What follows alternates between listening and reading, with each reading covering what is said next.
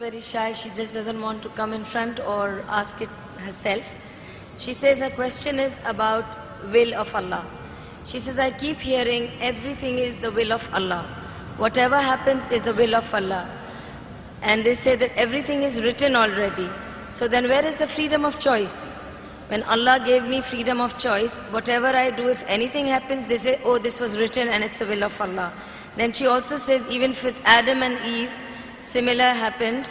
And if you could explain, if there is so much, everything is written down, then what is my freedom of choice? Sisters asked a very good question, very important question. That if everything is the will of Allah, then where is this freedom of choice? And this is a question not only asked by non-Muslims, even asked by Muslims. It's talking about qadar. That if it is mentioned in destiny, that I'm going to rob, and if I rob, who's to blame? Allah is to blame. If it is mentioned in destiny, I'm going to commit murder, and I commit murder, who's to blame? Allah is to blame. So where is the free will? So if it is the will of Allah, or if it is mentioned in the destiny, I'm joining both together, then where is the free will?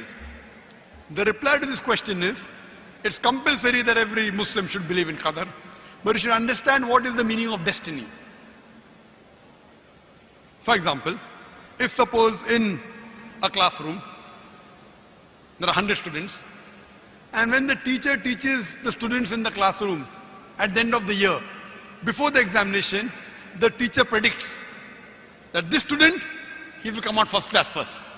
This student, he'll get second class. This student, he will fail. The teacher predicts why? He knows that this student is very studious, always does homework, does extra studies. This average student, second class. That student, goes for movies, doesn't do homework, misses the class, predicts that that student will fail.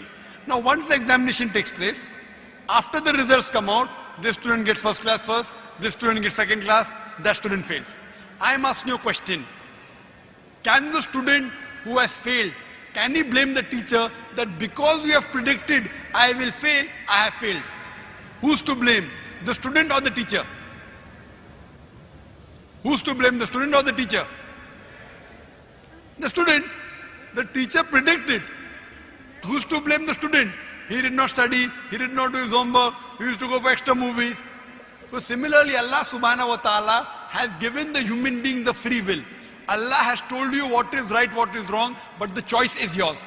For example, if you come at a crossroad, there are 4 roads, A, B, C, D.